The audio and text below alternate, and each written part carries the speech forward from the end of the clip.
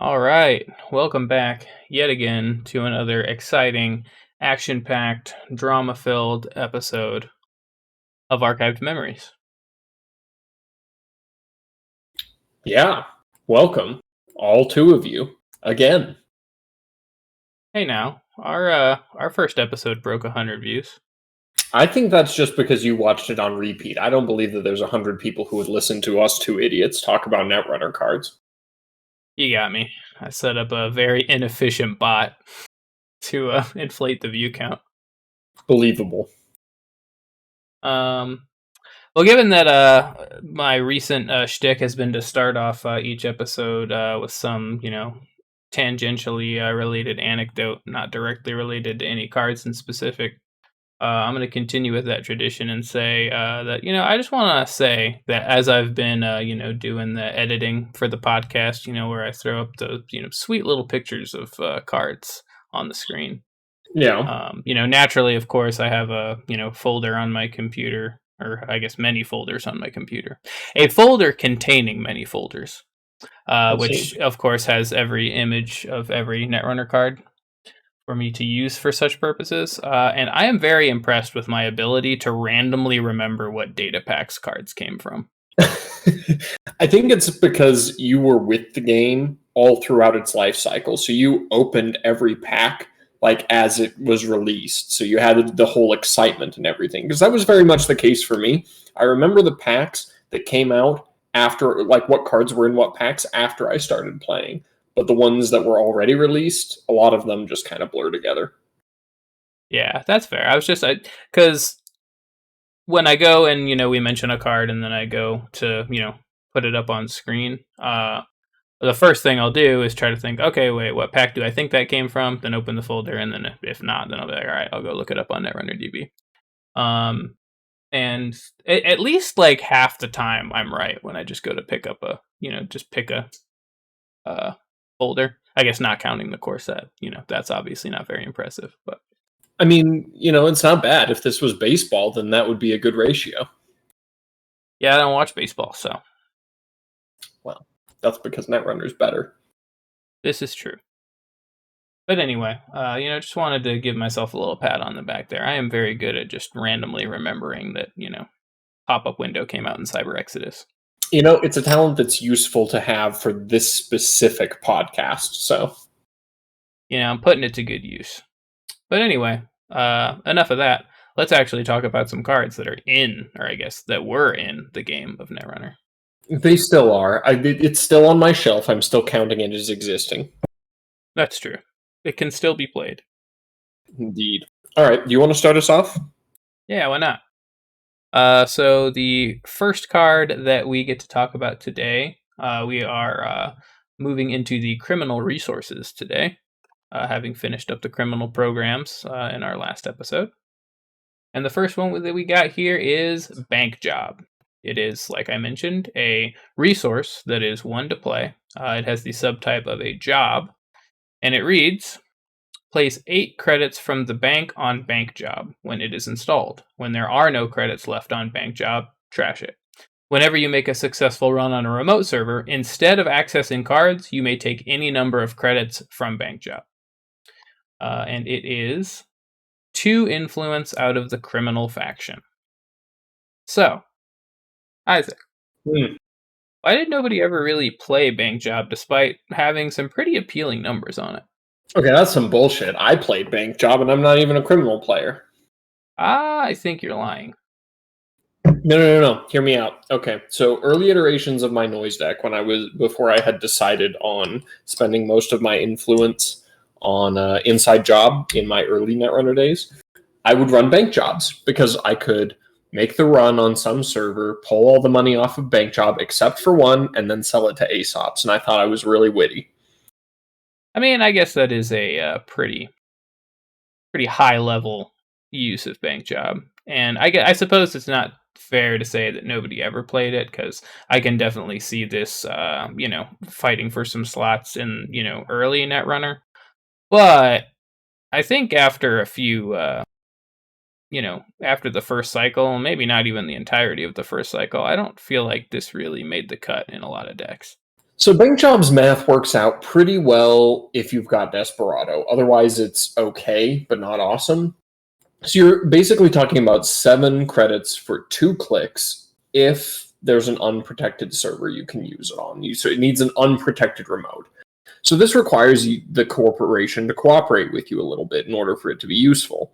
Now, if you've got Desperado on the board, those numbers improve up to, you're getting 9 for 2 credits, which is for 2 clicks, which is better than 2 sure gambles. So solid. But again, you're reliant on the corporation to cooperate in order for you to get value from it. You're relying on them having a naked pad sitting out there or something. Yeah. Which, granted, isn't unheard of. But sure, but if you're running up against big server HB, then it feels real bad to draw this card, and it's like, oh well, I got to get through fucking Eli or Ichi or some shit in order to get into those servers. Yeah, which at that point, then it's just throw this thing away. Don't even bother. Yeah, so that's what I would say. Basically, is it was too dependent on the corporation cooperating with you in order for you to get value out of it. On the surface, even if it's 7 for 2 clicks, that's not bad value. That's better than you're getting out of Katie Jones ever. But yeah, same problem. Yeah, I just think that pretty quickly more appealing and less inconsistent less inconsistent and more independent alternatives to Bank Job began to spring up. Sure. The previously mentioned Katie Jones appeared, and she's a long-term economic solution that's available to everybody. If you want to include run stuff, security testing came around later, and it's a permanent kind of version of Bank Job. Obviously, you're only getting 2 credits per run instead. But you combine it with the Dirty Laundry and get some Data Sucker tokens, and you got your Desperado, and it's still solid, and it's around forever. Around forever, and works on Central, so in unprotected archives, which any faction, regardless, or I guess any deck, regardless of archetype, has a decent chance of having. So yeah, Ice is commonly uncommon enough that it feels bad wasting it on archives sometimes. So you're frequently going to have opportunities. Yeah. I've always liked kind of the idea of Bank Job, though. It is like a cool card. Yeah. I like the mechanics. I like kind of how it works. I think it's solid. It's one of those where it's just slightly it's just slightly inefficient enough, or inconsistent enough that it gets just eked out by other options. Pretty much. Playing with it, right? I mean, we pretty much discussed that in that. Yeah. You just you keep an eye on an open server, and get it when the good and's good. Yeah, pretty much. And you include the good combo cards with it: Desperado, Dirty Laundry, etc. Yeah, I would say you almost certainly don't want to just leave a Bank Job sitting on the table. Agreed. Yep. Because I see a Bank Job, first thing I'm doing is throwing something in front of my pads or what have you. Which I guess we'll segue this into playing against it, right? Right, yeah. So you kind of cover that. Playing against it is you ice all your servers. If all of your remote servers have ice on them, then Bank Job's economics make a lot less sense if they have to pay 4 credits to get into the server in the first place. Well, and the thing is it doesn't even have to be that bad. Honestly, even them having to pay, legitimately, even 1 credit throws the math off on this to where it's just... Because, like we had talked about, it's just so kind of on the fence of a card. With, a lot of its efficiency and, the money that you get for the clicks that you spend, that even if all you throw is a wall of static in front of something, or even, say a Quandary, it makes it significantly less good. Agreed, but if you're running the good companion cards with it and you've got Desperado on the board and you throw a Dirty Laundry in while you're at it, I'm still gonna willingly pay for that Quandary. I'd maybe even willingly pay a couple for like the Wall of Static. I'd feel Sure. worse about it, but it's not unplayable.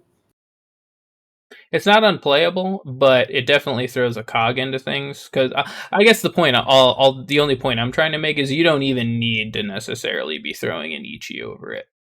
Yeah, that's valid. Any piece of ice protecting your remotes is going to make Bank Job less appealing, and I mean, clearly, obviously, just objectively less good, kind of regardless of how you really slice that. Agreed. But did this card affect the meta? Nah, not really. I mean, it was part of a number of cards that made it so that corporations felt like they had to ice all of their servers for a very long time. But it was just one part of it, and it was far from the main part of that. Yeah. It's a little interesting that this didn't find a permanent home. I guess even if it did find a home at all in some of those decks that we talked about running, the Desperados and things like that. I mean, I ran some of those decks, but maybe I'm the weird one here. Yeah, I don't recall seeing it as a big card out of the Andy Sucker meta. I did a few times during that era at local tournaments, but it was not a in every deck 3 of kind of a card. Sure. I do appreciate it for being a card where a successful run doesn't result in an access and the runner gains a different sort of benefit for it. I do appreciate it being, kind of the first of that type of card, because I think we got a lot of pretty cool and interesting effects as the game evolved, revolving around, not accessing cards, which is generally what the point of running is, but instead opting to get other benefits. Right, sure. Some of those cards are among my favorites, perhaps culminating in my all-time favorite card, Apocalypse, which maybe we'll cover one day.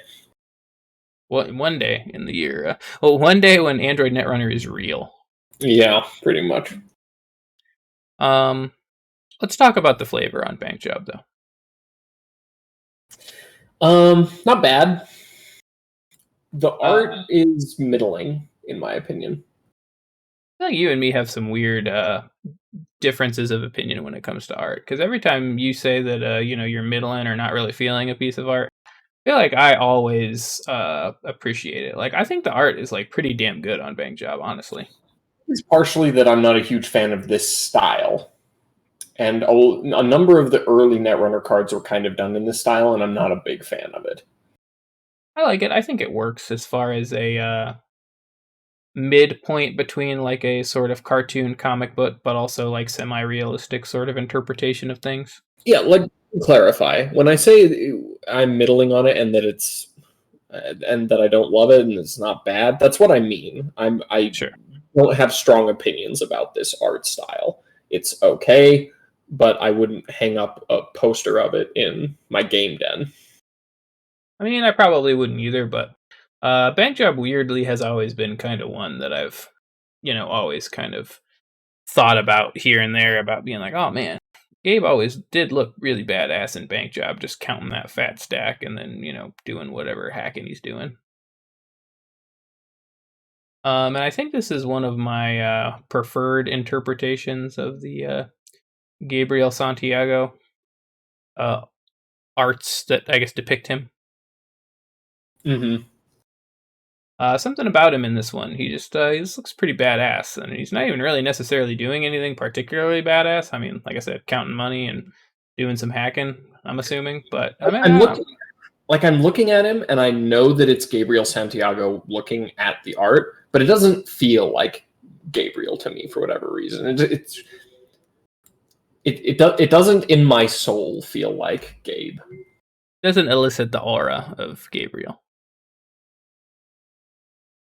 But something about that, I don't know. Function to flavor though, I think is cool. Just getting money. not accessing anything, not hacking for any, secrets or greater good or anything like that. Just hacking to get some dollars. All right. I think it's time for a rating then. Yeah, okay. Um, for me, a very vanilla 3 stars. I was kind of initially feeling a 3 stars, but as harsh as it seems, I'm actually going to go ahead and slap Bank Job with a 2. Yeah? Just because this card just always seemed so out on the fringe to me, and its kind of flavor and function, and just kind of a lot of the feelings that the cards elicit around its function and flavor, outside of just its place as far as index and stuff, isn't strong enough to me to warrant its shortcomings just as a card, I guess. And I don't know, it just never seemed all that good to me, just in general. Yeah, I think it's a better card than you think it is. But, that's what opinions are for, I guess. I would say so. But let's go ahead and move on. We'll just leave Bank Job there, counting its cash.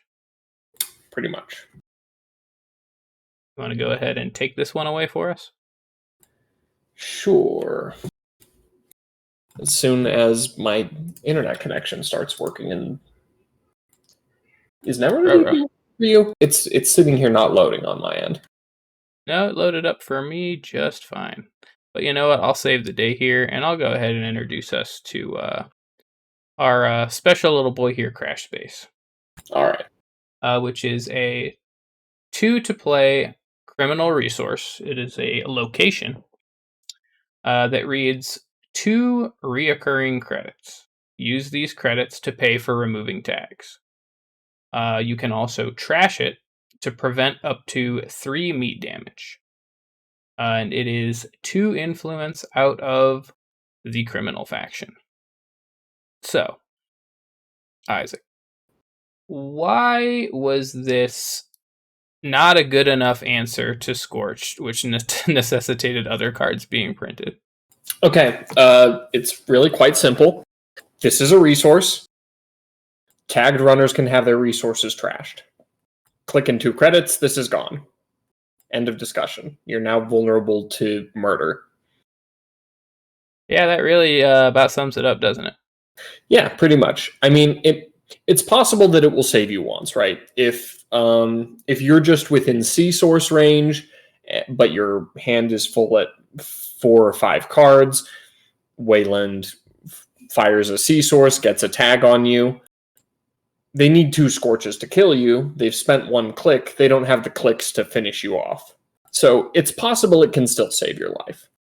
But if for some reason you're running on your last click like a fool and you hit a snare and you take a tag and now your turn is ended, or if you're on only 3 cards in hand or something, then Crash Space doesn't save your life. It is a card designed to help you with both tags and meat damage that is vulnerable to being tagged, which I think was deliberate on their part. It just didn't quite fit on the strong enough side of the balance tuning. Yeah. I think that what you said is all completely true. The biggest thing about Crash Base, right, and having that meat damage protection, I think you highlighted, is that this does not give you any leeway for fuck ups. While a card like Plascrete Carapace, which is the card that I was alluding to earlier, does. With Plascrete Carapace, you can, make a, miscalculated run and end in a vulnerable position and not be dead. Crash Space lands more on sort of the other end of that fence, where in order for Crash Space to be effective, you have to use it and be playing, carefully. Yeah, pretty much exactly that. It's a safety net that's not safe enough. Yes. And this card was always interesting to me, just in how little play it ever saw. Because obviously, very shortly in the Genesis cycle, we got Plascrete Carapace. I want to say it was within the first 3 packs of that cycle. I could be wrong, but and that rendered this completely obsolete. If anybody was really running this beforehand to begin with, I mean, did Crash Base really ever get played outside of just some, kind of basic introductory Netrunner decks? Once in a while, I would see it, but even then, it was more for just like credit economy for criminal decks that didn't want to stick tags and wanted to siphon a lot. Yeah, I suppose that's fair. It is sort of the thing, and you kind of brought it up too, is that, technically, I mean, Crash Base, the big highlight, right, is being able to prevent the meat damage, but the recurring credits to remove tags with, is, I guess I could see being a helpful sort of thing in those early, siphoning decks. Yeah, I think that's the place where it fits the most. But even then, it's like it's one of those cards that just rides below the cutoff point, where it's like I gotta get deck slots. Guess what? Crash Space. Yeah, it's just not good enough at the things that it does. Yeah, it's not the best at what it does, and what it does isn't very good. Yeah, pretty much. I guess is this one of the ones that we feel like we're going to get a worthwhile discussion out of when it comes to playing with and against? I'll be real, I never saw this card played, so I don't really even know. Not really, and we kind of covered it both. If you're playing against it, then you trash it when they're tagged. Yeah. Whoopee. If you're playing with it, then you're probably using its recurring credits as often as possible to shape tags. Yay. Yep, done. Yeah, and I was just going to say that I never saw this played, so I really couldn't tell you with any sort of first-hand experience at all what it would be like to play with or against this card. Yeah, fair enough. This card didn't affect the meta. I, don't think that that's even worth bringing up. Nope, it certainly did not. So let's talk about the flavor. The flavor, I think, is sort of cool. Actually, I kind of like the flavor of Crash Space. Just in the sense that, hey, you're tagged, you're, theoretically, on the run, right? The corpse got your number, so to speak. So what do? I mean, hey, well, as a, fucking deadbeat runner, probably one of the first things that you do is, find somewhere to crash and lay low where they wouldn't be able to find you. Some college roommate, as the flavor text says. Like, shall I read this? Yeah, go for it. My roomie, he had a cousin with a college girlfriend whose brother's best friend was an addict, and he and the addict's mother used to live here. So yeah, there's a connection. Les Rockfist S.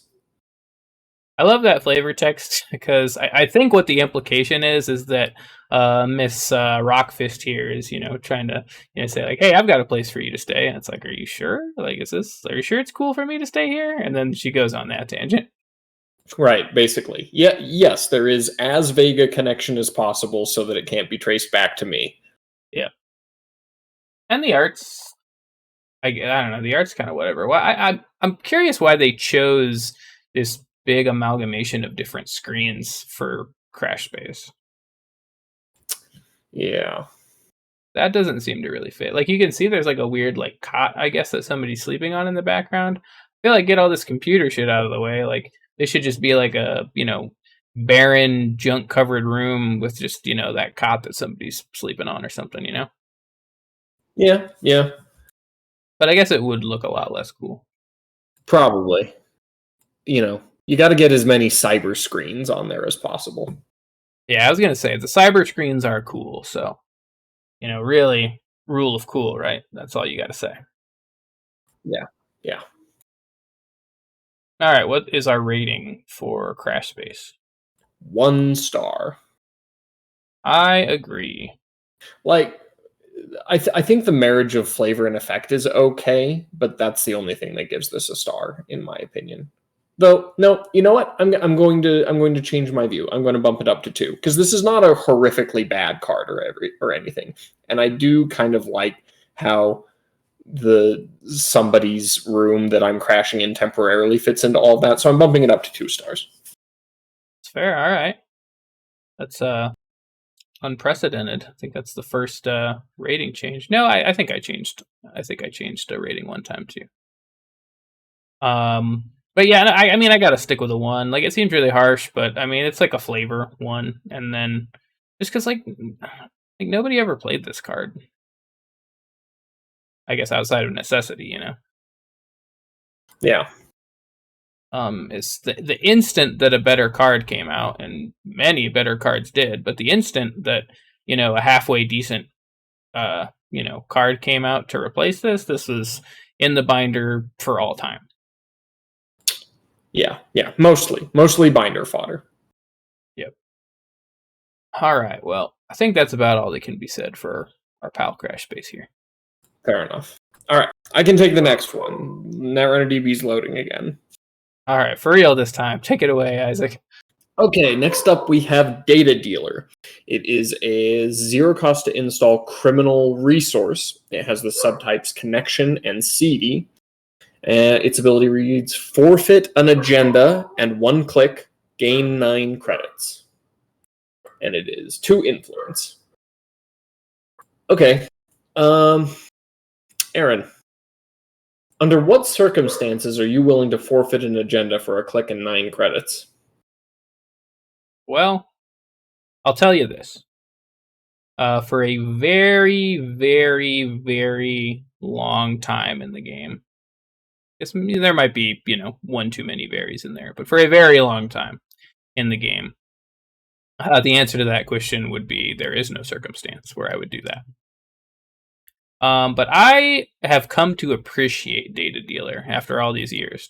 After this being one of my most hated, like, what the fuck even card? Like, what even is this card? Like, this was one of those cards for me for a very long time. But I now love this card for being a prime example, you know, just almost, it's almost inspiring, you know, from like a life perspective, right? That, you know, every dog has his day, you know, even if Not Worm. Listen, shut up. All right. Data Dealer is an inspiration because this card spent since the day the game came out and for a very long time being complete garbage binder fodder that nobody ever used. But eventually it finally got, you know, albeit a, you know, janky and probably not super awesome spot, but it got a spot, damn it. Where we finally got enough poison agendas that were being used with enough frequency, and you know, other agendas that would just disappear from the score area, and things like that. I think 15 minutes specifically is what I'm thinking of. Yep. We got enough things that ended up in the score area or as agendas in the runner score area that could be happily sold for 9 credits. Sure. The obvious ones being like News Team and Shikyu. Yes, News Teams, Shikyu, 15 minutes. We even got stuff like Fansite, but I don't think that was worth trying to run. Yeah. And being a connection, a little tongue-tied today. This did have a cozy spot in the, I don't know if you remember it. I probably wouldn't have remembered it if I had not read about it recently, you know, during my foray at work into of not working and reading Netrunner DB. Of Ian's Creepy Sleepover. I don't know if you remember that deck archetype. I do not. Long story short, you run Ian Sterling, you run off-campus apartment and like 1 million connection resources. Oh, I do remember this now that you say that. Yes. And that was like a fun and like good, like obviously it was, you know, kind of like, I guess you'd call it like A-tier jank, where it's good and can win, but ultimately it's still janky and you'd probably rather just run like a good, consistent deck. But it was good and it could win, and I saw it at tournaments, and it was, I think I had built and played it once as like a deck to test against, like right after it had come out. And playing it, in like tournament practice, with my buddies, it was fun. It was a legitimately fun deck to play, and Data Dealer was great in that deck. Okay, yeah, fair enough. Working sort of like an almost stim hack sort of thing where, because obviously with Ian Sterling, you're just kind of sitting back, letting the corp enjoy their lead while you really solidify your board state to be able to, suddenly pounce. Yeah, suddenly pounce and then win, before they can, close that small gap they have to at the end. Right. And Data Dealer would be very useful in that archetype because, they're sitting on 5 points, they're feeling like they got the game in the bag, and maybe if there's a server where they're feeling particularly safe on, like, all right, well, fuck it, Data Dealer, now I have 9 more credits, I'm going to get in and, steal that, and we're back to square one. Okay, I can see it. It's definitely kind of janky, but there's at least a thing for it there. Yes. So this is a dog that had its day, unlike Worm. All right. Well, that's kind of how you play with it. How do you play against it? If you see it on the table, hope that they don't get news teams and cheek use. Huh. And then if you're not running those cards, you probably feel pretty good. Yeah, if they're not running those cards, it's like, okay, I'm willing to accept that deal. Yeah. This is one of those ones where playing against it is just sort of, you're probably on your end of the table fine with them forfeiting an agenda to gain 9 credits, until I guess maybe you're in a situation where that, sucks. But most of the time, you're probably not going to end up in that situation. Yeah. Most of the time, this is a bad deal. Yeah, most of the time, this is a bad data deal. Like, imagine if it was the reverse, right? If it said, click 9 credits, steal an agenda. Yeah. That would fucking rock. That would fucking rock, which kind of tells you that the reverse sort of fucking sucks. Yep, it's true. But yeah, you don't play against it is the question, because unless you're playing against that one weird flavor of the month jank Ian Sterling deck that popped up, you're probably never playing against this card to begin with. So okay, to kind of lead into the meta question, I'm just going to answer this a little bit. It's a testament to how generally not useful this was, that despite the fact that things like news teams and she queues were fairly popular for a while, this was not. It's true.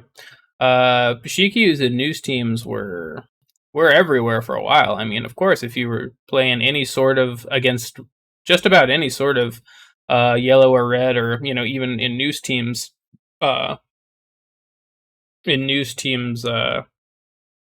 case, even a greenish gray. What color is Wayland?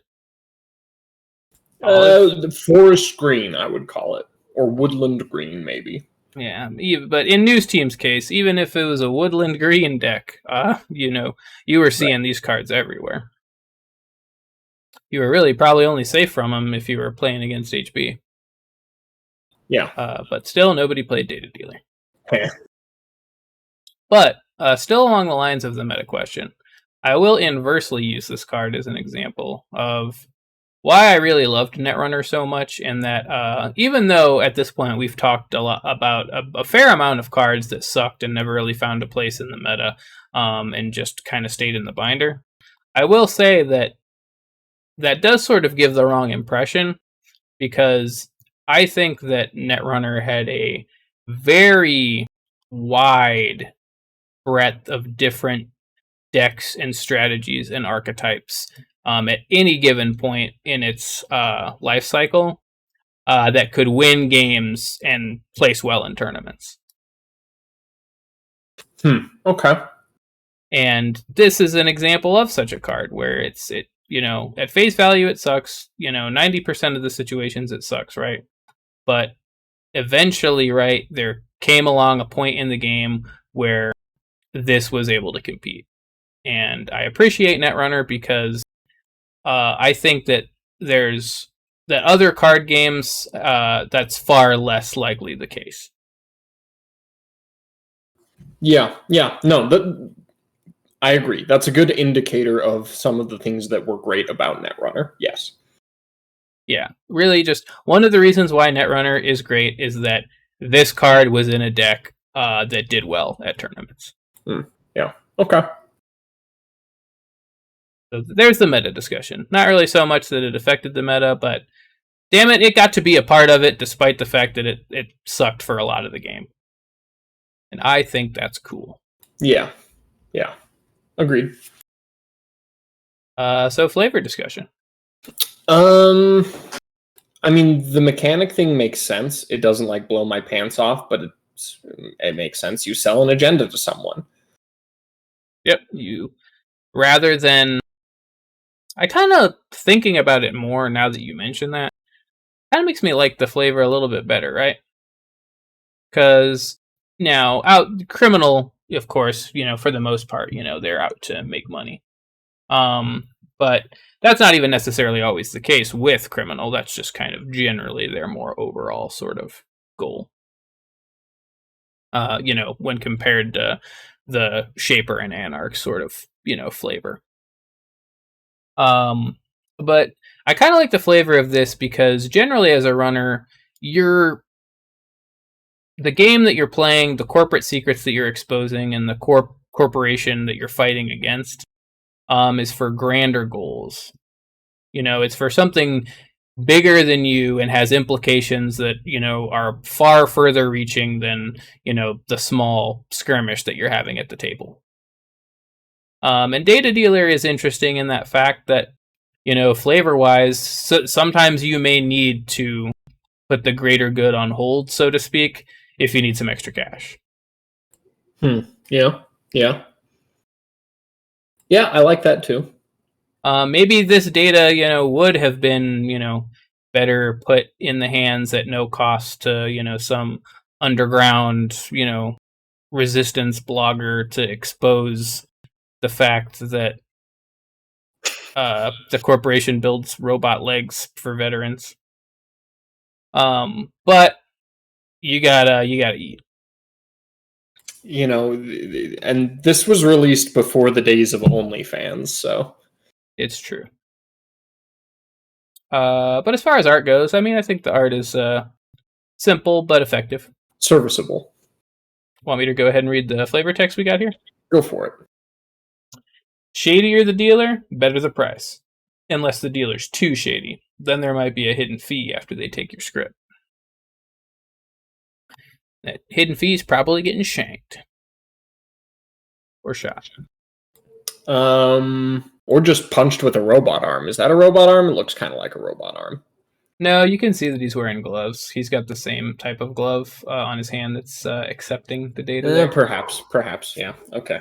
I think that's just Magneto, actually. Okay, so Magneto's just going to rip the iron out of your blood. Yep. And he's going to go fight a Balrog. Rating time. 3 stars. 3 stars.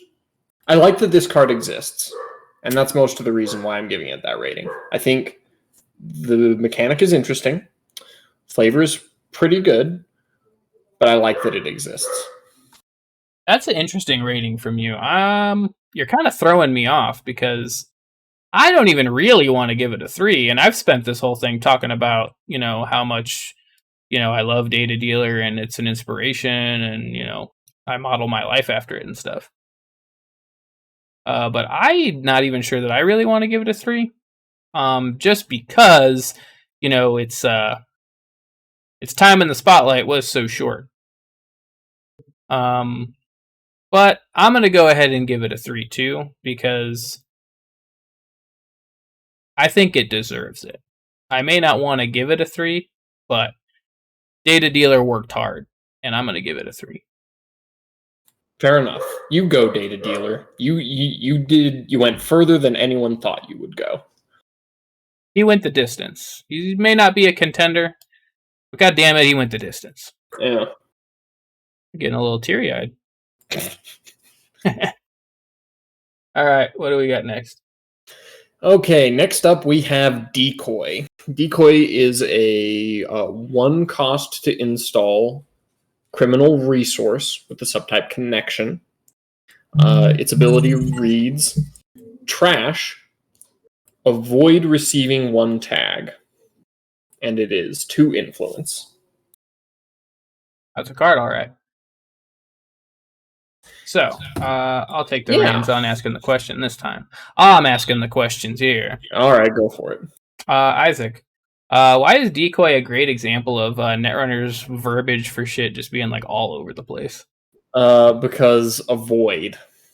Well, and then avoid receiving. Like, did we ever, like for tag prevention stuff, did it ever use the word receiving again? Not that I recall off the top of my head. It might have. Who knows? Because really, the verbiage was all over the place with this shit. But yeah, prevent and avoid. Shout out to our buddy Leg, who had a YouTube channel that was named that. Go check that out. Probably hasn't had a video uploaded in it in probably like 6 years, but yeah, go check that out. Subscribe.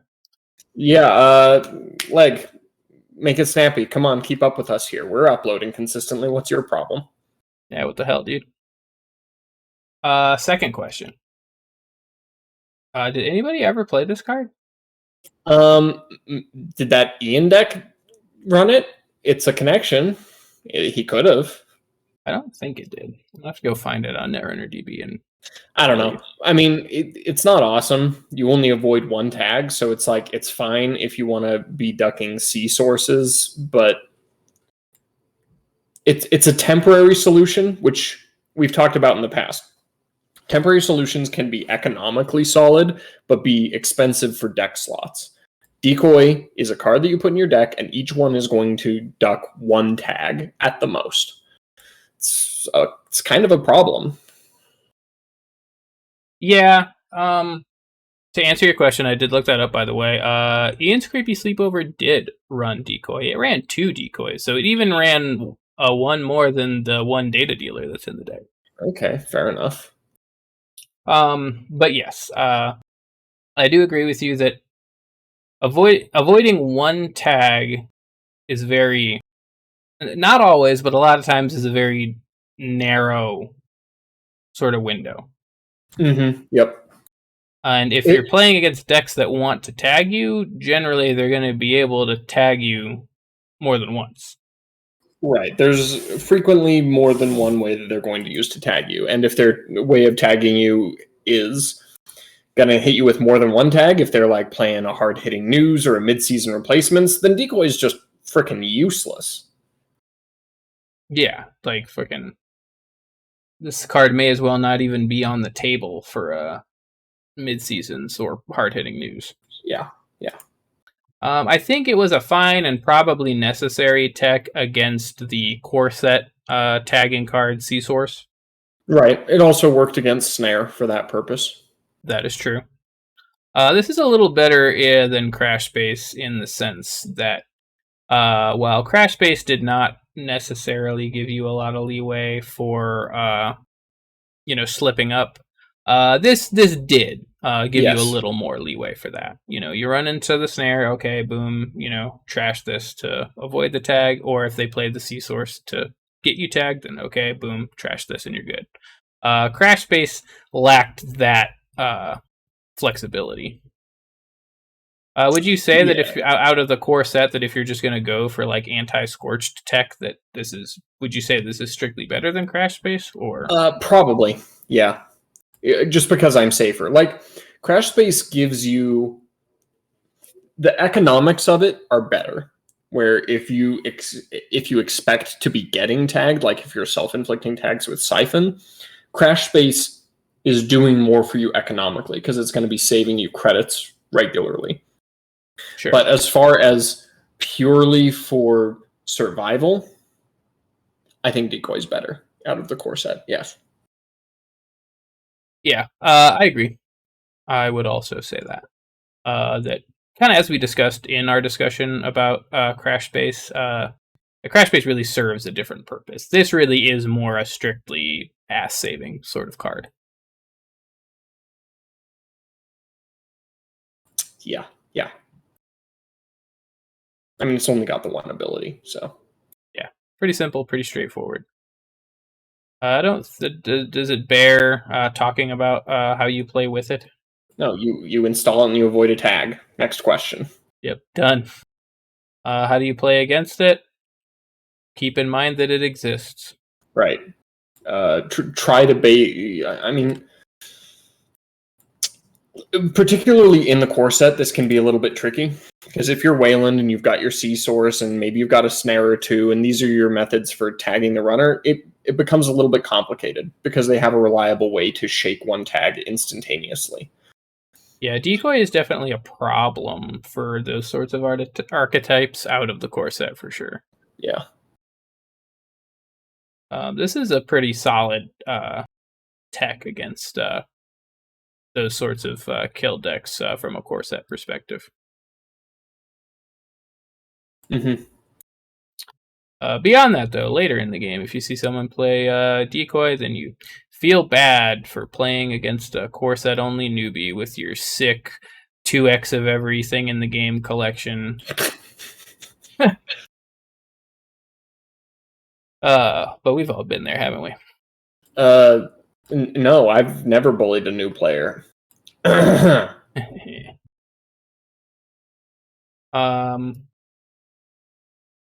Meta. I mean, I guess if you're talking about the meta of the core set strictly, this probably was the anti-tag tech. Mm-hmm. Yeah, I would agree with that. And that's about the purpose it served. But it's not like it lasted, really. Like Yeah, mid-season no. replacements came out in the first cycle. Oh yeah, mid-seasons came out quick and immediately rendered this some dookie. I mean, you still saw a fair amount of C source, but because mid-season was also around, decoy just fell out of favor. Sure, and then And as we Plascrete. mentioned, yeah, that's what I was going to say is that Plascrete is just better tech.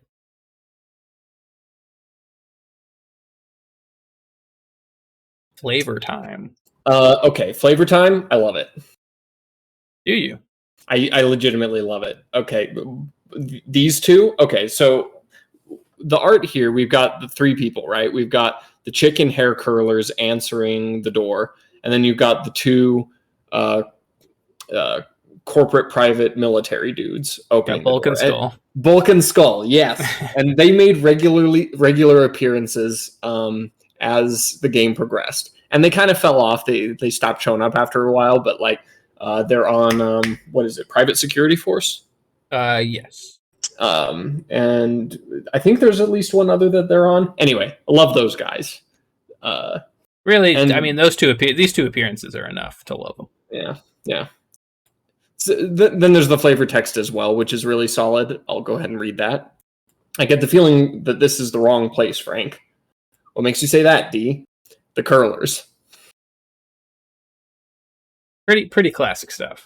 Yeah, I mean, you've just got corporate military goons knocking on this poor woman's door with enormous, oversized Judge Dredd pistols drawn. I like sort of the even deeper implication that these guys are not good at their job. Right, not only, as evidenced by the fact that they're, getting decoyed here, yep. But by the fact that they knocked on the door at all. Because right, it's kind of fucked up to say, right? But I mean, if these guys were good at their job, they wouldn't have even known that there was a decoy. They would have just lit this place up and been on about their way.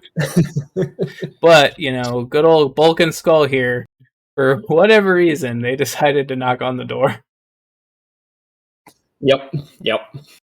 So I don't know. I feel like it's just like an additional layer of incompetence that's implied there. Yeah, agreed. Subtle. I dig it. All right. What are we rating Decoy? 3 stars, mostly due to the flavor. I might even be giving it 2 stars for the flavor here. Yeah, I was gonna say that seems pretty high. I'm gonna give it a 2, and that's a 2 because of the flavor, and just sort of it's a necessary card, right? Yeah. It should have been in the core set. There's some cards we've reviewed lately where it's like, what exactly the hell was the point of this? But not this card. This card has a purpose. Yeah, this card serves a clean, clear-cut purpose, and it did that.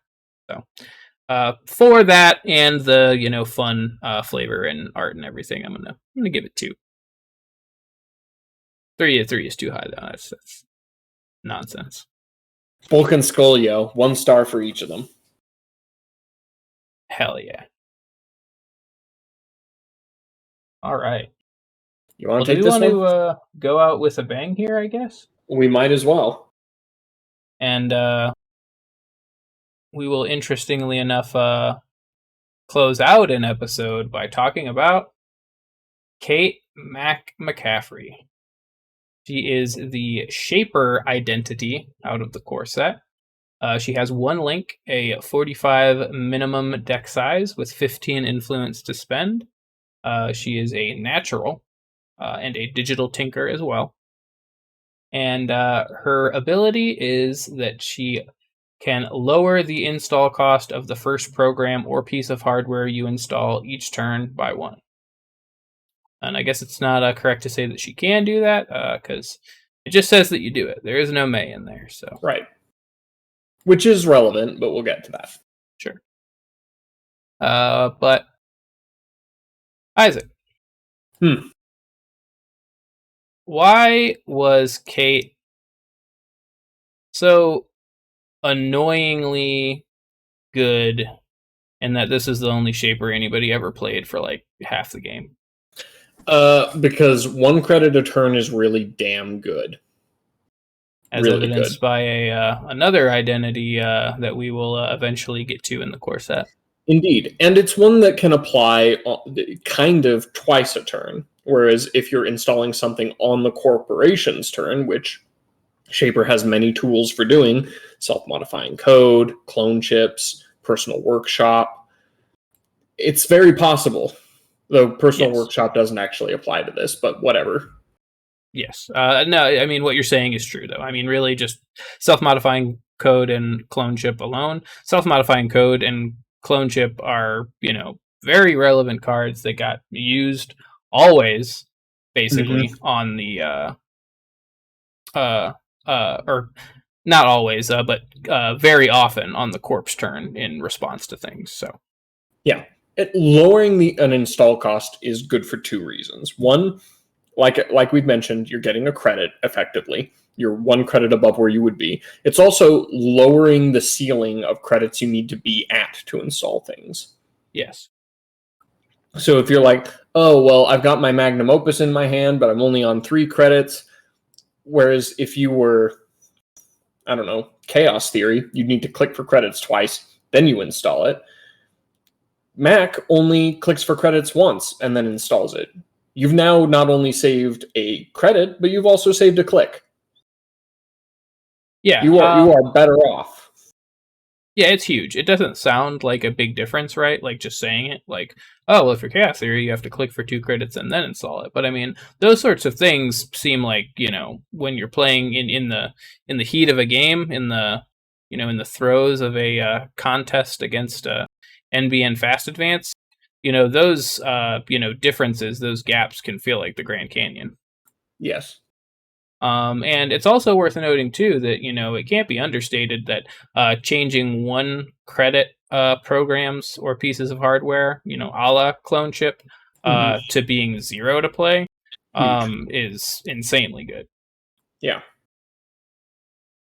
Now, kind of as we mentioned, you do have to play around this ability a little bit. So if you've got a self-modifying code in your hand and you want to get it on the board, you don't really want it to be the first thing you install during a turn if you're going to install something else. Because now you're lowering the cost from 0 to 0. Because it doesn't go into negatives, you don't get paid for it. It's just wasted in that case. Yes. If you're holding on to that SMC, continue to do that, until you can ideally play something. Now, unfortunately, there's going to always be circumstances where that's just, you kind of have to eat it. Right. There's going to be circumstances where you need to play the SMC and then run in that same turn. But ultimately, hold on to your zero to play stuff until you've played something that costs something, unless the zero to play thing, like you said, is going to be the only thing you're playing. Because you can waste the ability. Okay, so how do you even begin with this? All right, so normally this would be like the point of asking, all right, how do you play with Mac? But Mac was all the Shaper decks, pretty much, for a very long time.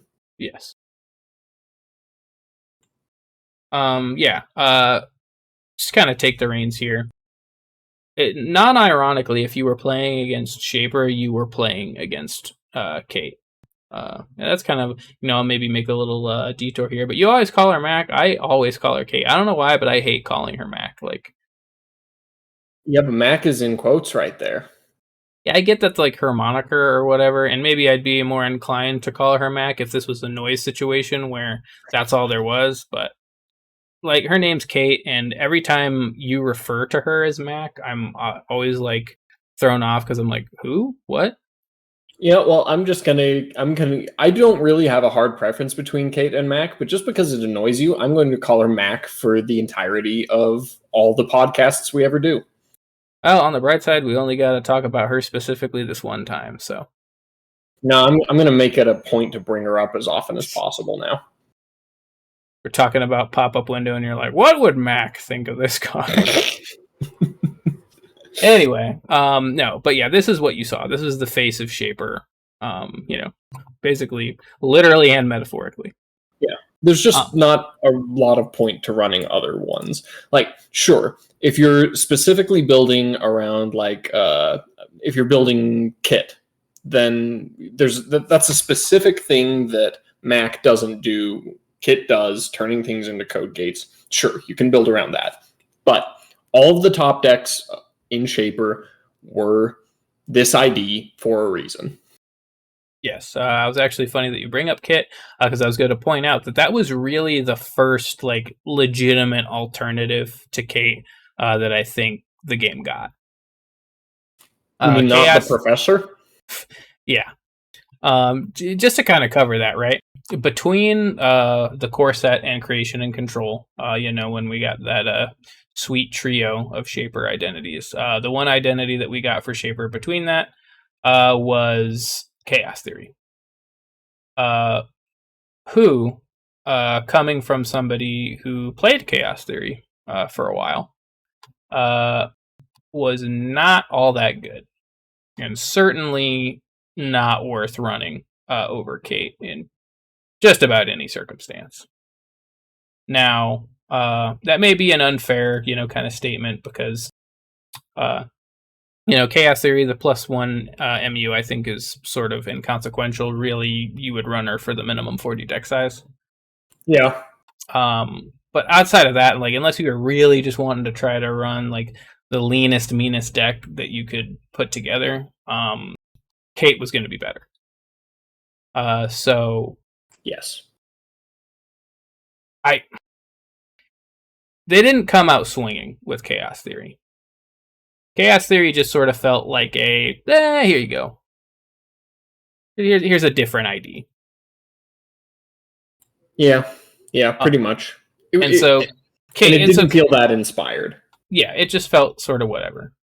I was actually pretty disappointed. I remember when I got the data pack that had Chaos Theory and there was a new Shaper identity. I was like, oh, cool. And it's like, oh, not that cool. Yeah, but this isn't a review about Chaos Theory, though. So right, yeah. But the reason why is just Kate's just so consistently good, and you do not have to build around Kate's ability. Her ability works with just about whatever deck that you build. Yeah, a good example of that, I think, were the prepaid Kate decks. Yes. which ran the prepaid voice pad, which gives you a recurring credit for playing events. And so events don't automatically synergize with Kate's ability because you're not installing them. Now, you are installing the prepaid pads, but that deck was chock full of events. Events coming out its ears, tons of cards which do not interact with Kate's ability, and yet here you are, playing her anyway, because she's awesome. Right, because even if all you're doing is saving the money on those prepaid voice pads, in your icebreakers, that's still enough. That's still enough to be worth running over Chaos Theory. And just because it is so huge that those, lowering those prepaid voice pads from the 2 to install to 1, I mean, it's just huge. Yes, definitely. And that's the thing about Kate, as well as, as I had alluded to earlier, a card that we'll get to eventually, HB Engineering the Future, is when you have a ability that is just so consistently good and just happens and you don't have to do anything really and you don't have to build around it. Kate, obviously less so than ETF, but it's always going to be hard to beat that simple base consistency. Right. Which kind of makes me annoyed that this was the ID they picked for the core set. Yes. Because it's like, this is just good, and I'd rather have something interesting. Yes, and as I had mentioned, I played Chaos Theory for a while. That is the only reason. I was completely aware of the fact that Kate was a better ID than Chaos Theory, but I hated playing Kate because it was I just don't want to do it.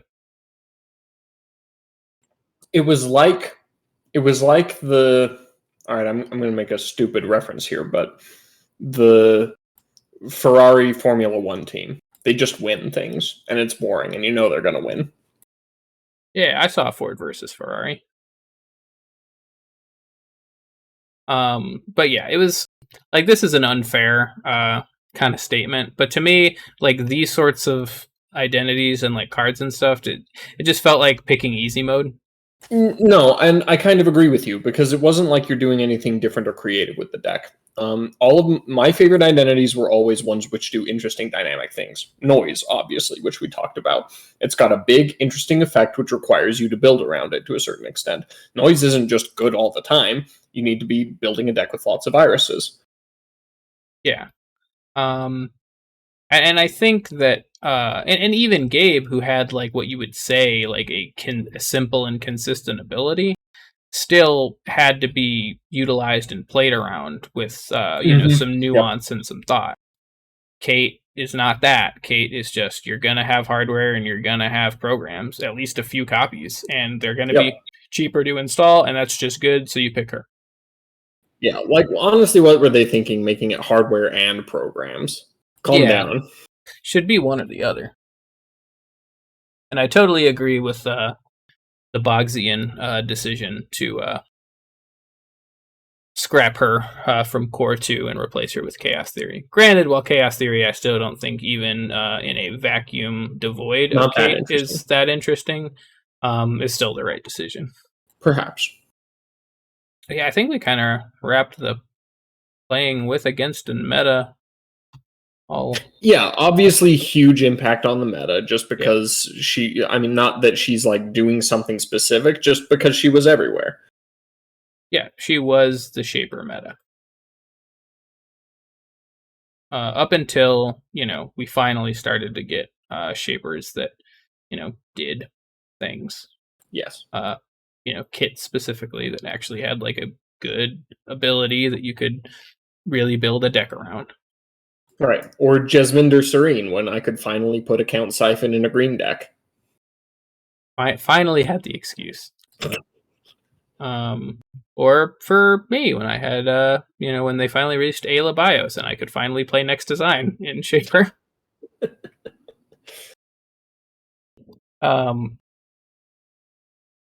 But yeah, I don't think there's much more. Oh, and then on top of it all, too, this, is small, but just as an extra kind of dick punch to, thing, it's like she's got one link, too. Yeah, right? Just Easily the best of the core IDs for runners. Yeah. Kate's definitely the best. Noise is the most annoying, and Gabe is the most Underwhelming. dignified. Gabe is definitely the good guy identity out of the core set. The actual murderer. Yeah. See how fucked up you made this, Lucas. You fucked up, Lucas. All right. Do we want to just jump into flavor though? Sure. All right. The flavor text. Are you listening? What does that mean? Is she a teacher? I don't understand. I don't get it either. Like, what the hell, man? And I've always wondered. So is that a gun that she has on her hip or no? I'm not sure, honestly. Maybe it's one of those digital paintbrush things, since she is like the starving artist type. Yeah, she's supposed to be like an artist, but I swear it looks like she's got a. Kind of looks like a gun, but it seems out of character. Yeah, that's what I'm saying. It looks like she's staying strapped, but I will say that her art is easily the worst of the three identities. It's not good. It just isn't good. I will say I did like the promo art they came out with for her later on, but the promo art was great. I love that the full art promo was awesome.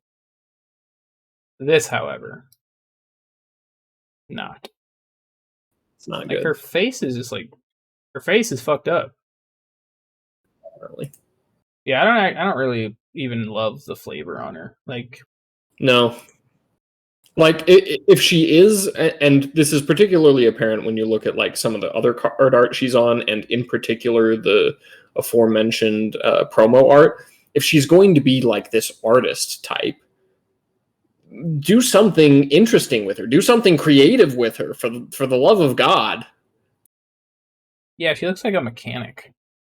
Right, but like the mechanic artist is an interesting thing to throw at us, but sure. This is not the way to do it. Yeah, I don't know. There's got to be something more going on, and also, in regards to flavor, what the fuck does digital painting have to do with hacking anyway? I don't like digital artists are a thing that exist right now. Like, what does some graphic designer have to do with fucking account siphoning Amazon? Like, I don't get the connection there. I think they're trying to do this whole like metaphysical, seeing the shape of the code and the artistry in it sort of thing. I guess, but like, I don't get the excuse for why this chick is, trying to expose Jinteki's secrets. Yeah. Seems flimsy at best. Rating time, though, I think. Mm-hmm. Okay, well, I am prepared for the hate mail. 3 stars. Really good card mechanically, that I don't like that much mechanically. Like, it's very powerful, but I don't like it that much. And the flavor is subpar. 3 stars. Best I can do. Yeah, you're not even going to get any hate from me. So I'm not going to give it 3 stars just because of how prolific of a card and identity Kate was. I just can't. To me, like, I just can't give him 3. Like, I'm not strong enough. Like, I envy your strength. But it's just, come on. Like, Kate, really, like, the face of the entire Shaper faction for really the whole game. I mean, she never really stopped getting played until they took her out. Prepared for someone to shit on me for giving Mac the same rating as I gave Decoy. Bring it. Kate and Decoy, same card, same usefulness. This is my rating, bitch. You got to sit there on the other side of the internet and fume about it.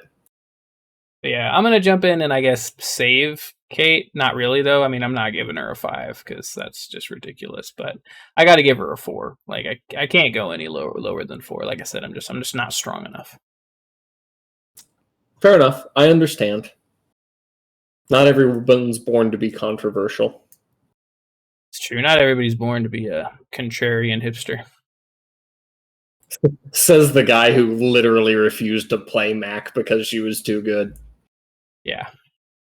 Guess that is a little odd of a statement coming from me, but With that, we will go ahead and close the book on this episode. I am excited to be getting into the Shaper cards here. I really like a lot of what Shaper brought out of the core set. Agreed. Yeah, there's definitely some fun stuff to come.